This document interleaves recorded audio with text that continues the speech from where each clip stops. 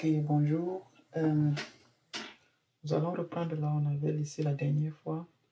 Je vais faire juste un bref rappel. On avait configuré un serveur de domaine qu'on avait nommé Zeus, qui est une machine virtuelle qui existe dans VirtualBox. Je peux vous la présenter. La voici ici là. Elle n'est pas allumée, donc on va la laisser là-bas. Donc aujourd'hui, on va configurer les équipements réseau. Et donc pour cela, vous aurez besoin d'une switch, d'une deuxième, d'une troisième. Voilà.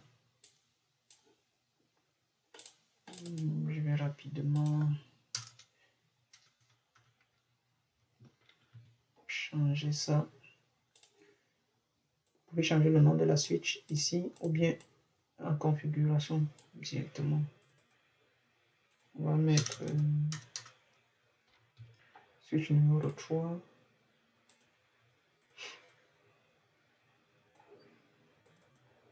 Switch numéro 2. Voilà. La raison pour laquelle je dispose de ça comme ça, c'est parce que plus loin dans le projet, on va configurer les T-channels. On va configurer et d'ailleurs, je m'en vais les connecter.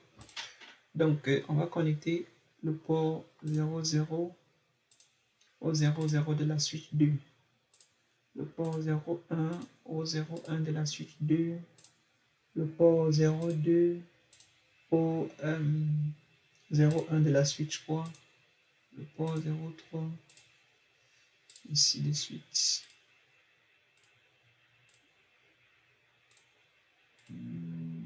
Voilà. Voilà. On va allumer ça. Voici comment fonctionne la configuration des channels. En fait, vous avez bien vu que les channels vont nous permettre d'augmenter, de combiner deux ports pour qu'ils deviennent un seul, qui représente un seul. En fait, vous avez la possibilité d'augmenter la bande passante entre vos liens en configurant les channels. Ça fait que si chaque port délivre 1 gigabit par seconde, si vous le faites en Ether channel et vous combinez deux ports, ça devient un couloir comme un tunnel de 2 gigabits par seconde. Ça augmente la vitesse, la bande passante dans votre infrastructure. Donc, au lieu d'avoir un lien à 1 gig par seconde, vous aurez des liens à chaque fois à 2 gigs par seconde. Et le maximum de ports que vous pouvez mettre dans un tunnel Ether channel, c'est 8 ports. C'est-à-dire que vous pouvez combiner 8 ports en un seul et vous obtenez un couloir de 8 gigabits par seconde. La raison pour laquelle aussi on monte cette infrastructure telle que vous voyez là, c'est parce que imaginez-vous, vous avez 1000 switches à configurer. Si vous faites avec les Ether channel, vous avez la possibilité si vous configurez des VLAN, vous avez la possibilité de configurer le trunking. Le trunking, lui, il va permettre il va éviter qu'une boucle ne se forme entre les switches. Parce que si vous reliez 3 équipements réseau comme des switches, comme je l'ai fait, automatiquement, il y a une boucle qui se forme et, par exemple, cette liaison-ci, elle est arrêtée automatiquement. Si vous faites le trunking, le mode trunking, il va permettre que l'information puisse circuler entre les 3 switches pour que les 4 liens, les 3 liens, celui-là et celui-là soient opérationnels. Donc, tout de suite, on va passer à la configuration de nos switches. Donc, je vais les allumer au cas par cas parce que si j'appuie ici, il va m'allumer aussi le serveur DNS. Je vais faire ça.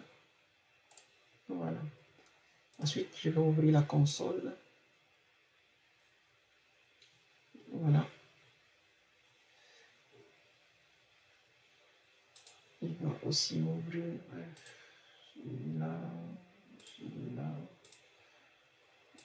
et celui-là. Ok, voilà. Ça, je vais aussi ouvrir sa console ici. Je vais aussi ouvrir cette console. Donc, j'ai les trois consoles. Et tout de suite, j'aimerais vous proposer de configurer on va configurer le VTP. Le VTP, c'est le VLAN Trunking Protocol. Il nous permet, imaginez vous avez 1000 switches dans votre infrastructure, dans votre entreprise, vous avez plus de 1000 switches. Ça, c'est le cas des grosses entreprises. Si vous prévoyez de faire des VLAN, vous n'allez pas, disons, je prends un exemple simple. Vous avez 100 VLAN à configurer.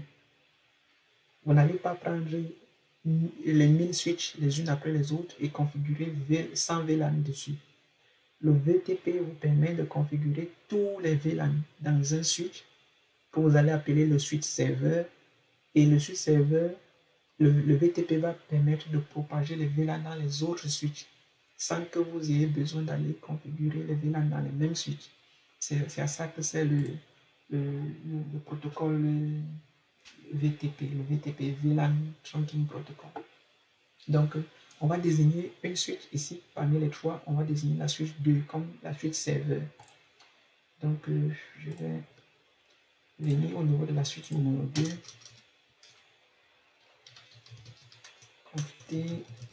Voilà, je vais configurer le mode VTP. VTP mode, lui, il sera comme serveur. Par défaut, tous les switches sont en mode serveur. Donc, on va faire le VTP domaine. Notre domaine, c'est bdc.com. Voilà pourquoi c'est important de commencer par le nom de domaine, le serveur de domaine, bdc.com, et on va lui donner un mot de passe, VTP, password. On va mettre Cisco pour faire simple. Voilà. Je vais venir au niveau de la switch 1, configurer la même chose. Config VTP mode. La switch 1 sera maintenant un client parce qu'il y a juste un serveur et les autres seront des clients. VTP domaine, c'est un bdc.com et VTP password, on va mettre Cisco. Voilà. C'est par la suite, on va devoir, comment dire, pour faire un test. Est-ce que je l'ai déjà fait au niveau du switch 3? Non, je vais aussi faire ça ici, au niveau de la switch 3. Compter VTP mode client, VTP domaine. VTP domaine, c'était bdc.com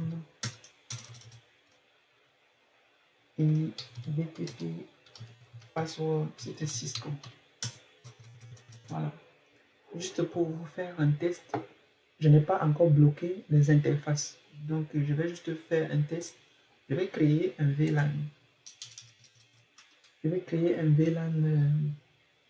D'abord, je vais vérifier. Donc, on va faire show VTP pour voir si notre configuration. Show VTP status. Show VTP status. Voilà, on voit que cette switch, elle est définie en mode serveur. Le maximum de VLAN qu'elle peut supporter localement, c'est 1005 VLAN. Ici, il y a déjà 5 VLAN qui ont été créés par défaut. Allons interroger la suite 3 aussi. Do show VTP. Do show VTP status. Ok, vous voyez que celle-ci, elle est en mode client. Le maximum aussi, c'est 1005 et il y a 5 VLAN par défaut.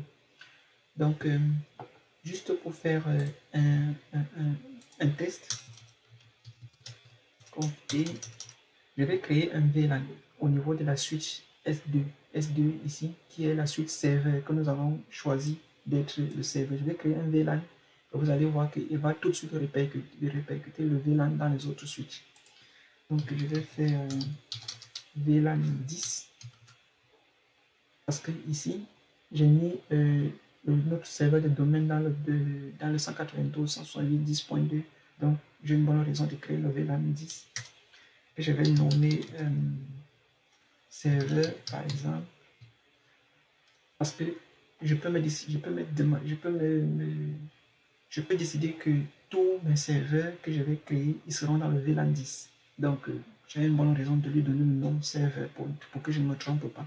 Parce que par après, il y aura le VLAN de gestion, il y aura le VLAN du département informatique, il y aura le VLAN du département ressources humaines, il y aura le VLAN du département, je ne sais pas, fournisseur. Donc, vous avez intérêt à bien nommer les noms de VLAN pour que vous ne vous trompez pas par la suite. Voilà. Donc, si je fais ça, si je fais show VLAN, voilà, il a créé un VLAN, le VLAN 10, il est actif. Je n'ai pas encore attribué, je n'ai pas attribué de port pour l'instant. Si maintenant je viens au niveau de la switch 1, exit, si je fais show VLAN, vous voyez, il m'a donné le VLAN 10 parce que lui, il est en mode client. Tout ce qui se passe au niveau du serveur, il le répercute dans les autres suites sans que j'ai besoin de venir créer localement les VLAN ici. La même chose avec la suite numéro 3. Show VLAN. Vous allez voir qu'on a déjà notre VLAN 10 ici que nous allons bien sûr configurer par la suite, mais c'est à peu près tout pour configurer le VTP. Je rappelle, il vous permet d'utiliser une switch ou un ensemble de switches comme des switches serveurs. Ça fait que si quelqu'un de votre entreprise, il vient, il se ramène avec une switch à votre insu et il la connecte à votre réseau, il ne pourra pas propager, les VLAN, des VLAN fake à d'autres switches de votre réseau pour vous contaminer.